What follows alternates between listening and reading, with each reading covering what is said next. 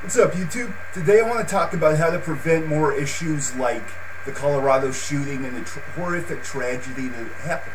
So a lot of times these atrocities happen, there are many warning signs before they happen.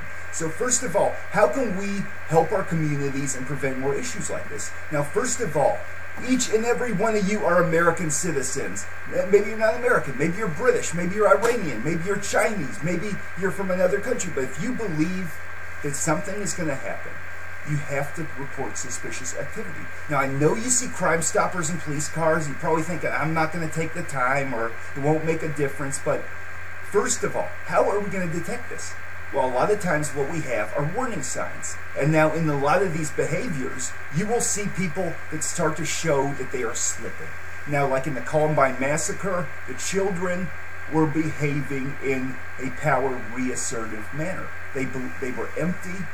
They felt bullied, but they acted out, hiding behind weapons to feel better about themselves, and decided to take out an atrocity as an anniversary of Hitler's birthday. Now in Colorado, there were certain warning signs that he was slipping in college. And mental illness is a very poorly understood subject in society.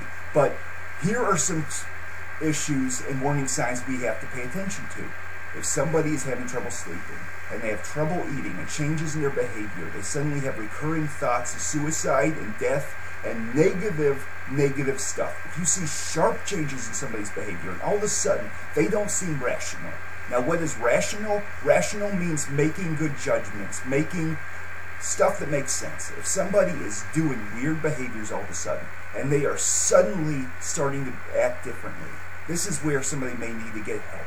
Now, in this situation, it could have been prevented if the person was taken to a psychiatrist. But, in a lot of situations, people would say, well, it's not right to force people into a hospital if they are, against their will, or that it would violate civil liberties. And what you need to do is profile the situation.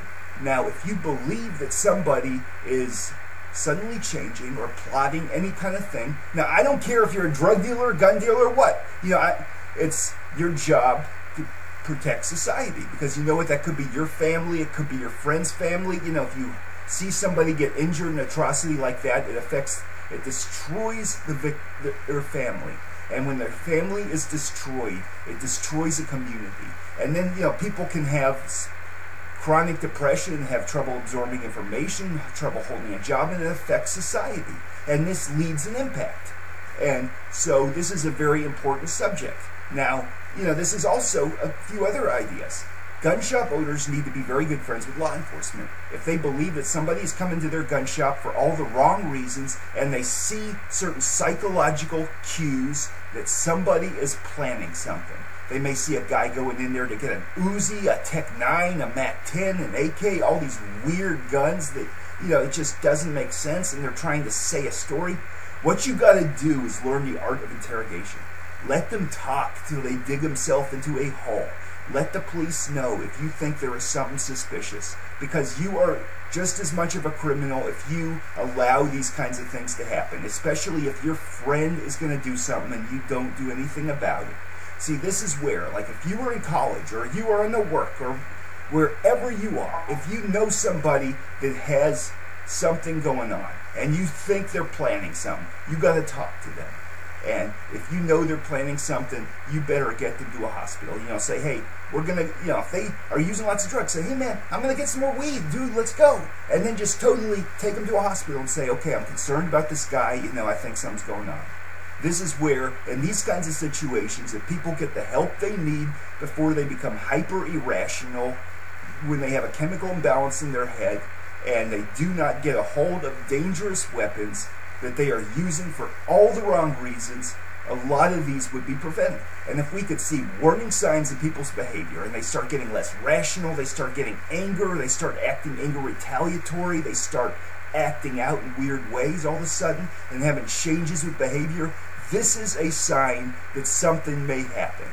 And this is where it is the responsible thing to get somebody help, or get them to a place where they need to be in order to get psychiatric help, because a lot of these events could have been prevented. And you'll see a lot of serial killers who have played the system, and they have played a record, and they do not have any intention of controlling their behavior in their house, but they will have certain warning signs and certain odd behaviors, and something about them seems odd.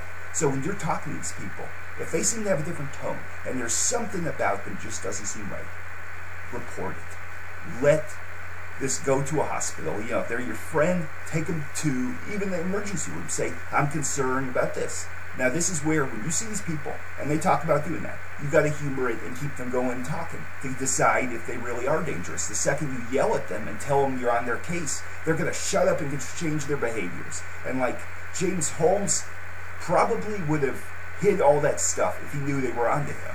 And this is where, you know, he kind of had a mixed side, because he was perpetrating a vicious, heinous, atrocious act against innocent people with a wired apartment.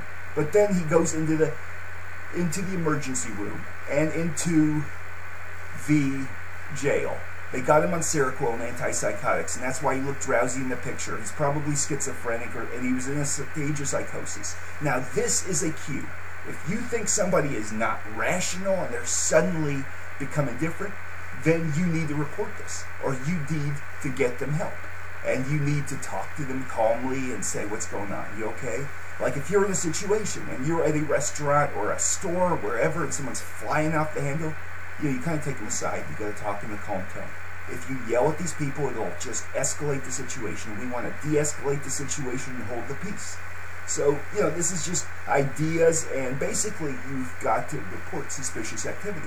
And there has to be communication between law enforcement and gun shops. And even if you're a gun dealer, if you think a guy's getting a damn AK from you, and he's got some weird purpose, and there's something odd about him, I know you guys know profiling. I know you guys can see somebody and tell if they look dangerous or not, what they're going to use, because I know you read people well. So I want you to go ahead, you know, report to Crime Stoppers. Let them know if you think someone's suspicious. You know, if they go in for a gun, say, I don't have any, but then turn around and report it and say, yeah, I'm concerned, maybe you ought to investigate this person. Because it's very important to prevent more issues like this. So, thanks for watching.